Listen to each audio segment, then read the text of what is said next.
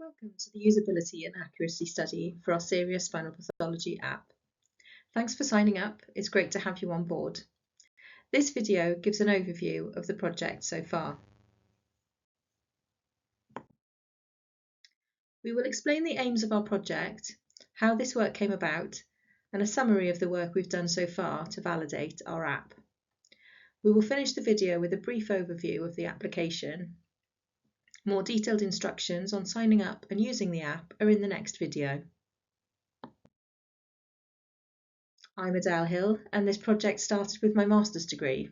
I've been leading it through my PhD. Professor Dylan Morrissey is the clinical supervisor for the work, and Dr. William Marsh the technical supervisor. Over the course of this project, we've worked closely with Barbaros and Ant to develop the application that you will see today.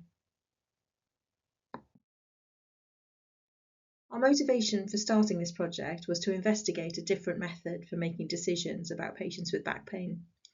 We are using a method which integrates knowledge and machine learning to give a prediction about the patient's condition, in this case about serious spinal pathology, such as cauda-equina syndrome, spinal infection, spinal fracture, and space-occupying lesions. For the knowledge elicitation process, we recruited 16 clinicians from general practice, neurosurgery, and rheumatology. We developed an online elicitation tool, and we supplemented that with face-to-face meetings to discuss and reach consensus in what should be included. Firstly, participants were asked to add variables about clinical reasoning and categorize them.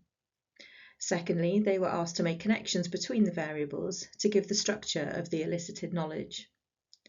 After the face-to-face consensus making, we came up with a prototype model, and we completed several validation exercises to check the outputs. We chose a validation framework to assess the different aspects of the model. We compared the model to published literature. We asked independent experts who were not part of the original study about the content of the model. Lastly, we took clinical cases from real life and from published literature and checked that the outputs from the model were consistent with what happened in those cases. We have since developed that model into an online app, which gives an easier interface to use the model. In this project, you will get the chance to use the app, put some clinical cases into it, and compare the outputs to what you expected to happen. The app is still in its testing phase, so it should not be used to make decisions about patient care. Please do feel free to use past cases or example cases to test the outcomes.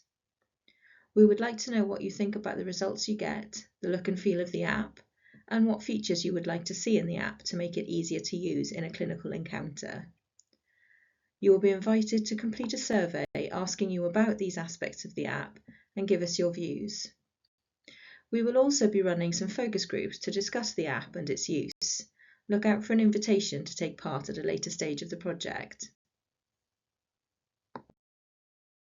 Thanks again for participating. If you have any questions or concerns about the project, please reach out to us via email. You can also find us on social media if you're interested in updates about this and other work. For more detailed guidance on signing up to use the app, please continue to the next video.